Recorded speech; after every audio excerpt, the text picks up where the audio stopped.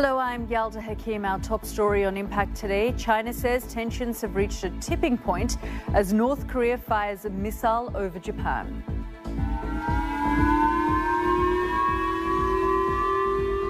People on the island of Hokkaido wake up to sirens warning them to take cover. Japan's Prime Minister is furious.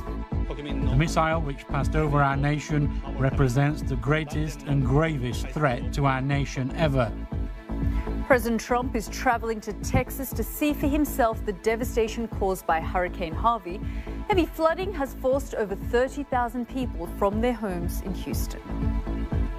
And also in the program, a Bangladesh court has found the owner of a garment factory that collapsed in 2013 guilty of corruption. All that and more coming up here on Impact.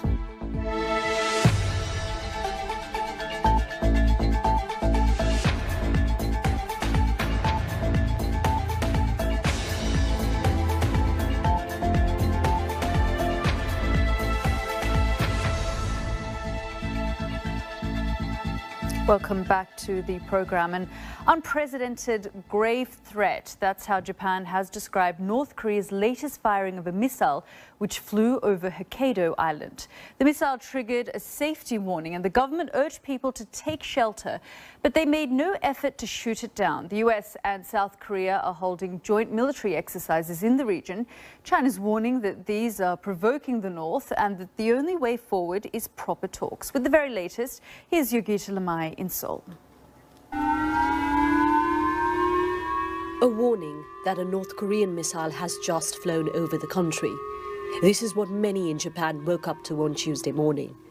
A rocket launch from near Pyongyang flew over the northern island of Hokkaido before breaking into parts and landing in the sea about 1,000 kilometers from the coast. The range is shorter than this intercontinental missile North Korea tested in July, but the latest launch more dangerous in many ways, because it passed over Japan and had the potential to cause serious harm. The country's prime minister described it as an outrageous act and an unprecedented threat. It left the people of his nation worried. I can't imagine what would actually happen if anything from the missile falls onto us, and I'm scared. Despite sanctions being imposed, North Korea keeps developing missiles and firing them over and over again. This is a dreadful situation. Hours after the missile launch, Japanese troops conducted drills at a US base near Tokyo. Such joint exercises with American forces are also underway in South Korea. They're preparations for an attack from the north, and Pyongyang often uses them to justify its actions.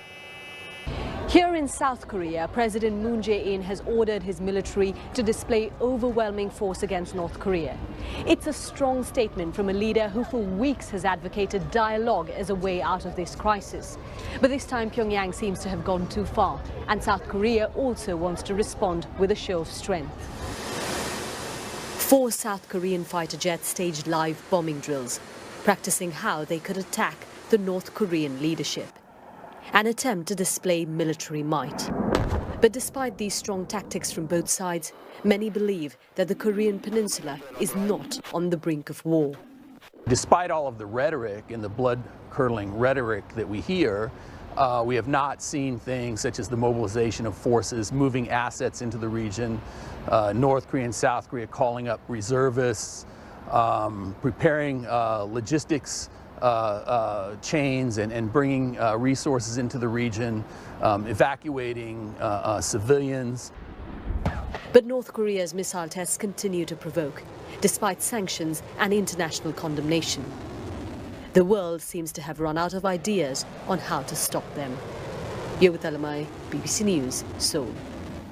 Well, the UN Secretary-General Antonio Guterres has condemned North Korea's missile launch over Japan earlier and called on Pyongyang to comply with international obligations. Now, one country which could help with that is China. So what's their reaction? I'm joined by Stephen Sang, the director of the China Institute at SOAS University here in London. Thank you very much, Mr. Sang, for joining us. The problem of North Korea continues, and all eyes really are on China as a gatekeeper. I mean, why aren't they doing more? Well, the actual scope for the Chinese to influence North Korean policy is limited. The North Korean leader has refused to visit China since he came to power. The only thing that the Chinese can actually really do to bring the North Koreans to their senses is a full-scale economic sanction against North Korea, basically cutting off Chinese economic lifeline to North Korea. And the reason they're not? Because of the risk that this could result in the implosion of the North Korean regime. And young Mr. Kim knows that whatever he does, as long as he is not actually challenging President Xi Jinping of China, the Chinese leadership will not want to risk North Korea imploding. So what does this say then about trips that the Chinese leader then takes to the United States, discussions with President Trump, you know, and President Trump reaching out to him saying, do something, help us. Where does that leave that then? Well, it will leave us with the Chinese government making stronger and stronger statements and doing more and more, but not to the extent that it can economically cripple North Korea and but the force statements North aren't helping, are they? I mean, they're falling on deaf ears. Well, they are falling on deaf ears. I think partly because the North Korean leader has not actually spelled out clearly what he actually wants. So it's difficult for the other parties to respond in an effective way to say, okay, so if this is what you want, we can let you have it, but these are the conditions. We are not anywhere near there. And the North Korean leader is still playing a fairly childish game of, I'm going to do this. So what are you going to do about it? Since there are no good options, he reckons that he can get away with it. There's no good options, there's no strategy, there aren't even any talks, and this has been going on for weeks. I mean, I know at this time of year when these drills take place, things are heightened, but we now have President Trump, who uses very fiery language, and a young man in North Korea who is calling everybody's bluff. But when they are using very fiery language on both sides, they are also fairly careful in how they calibrate that.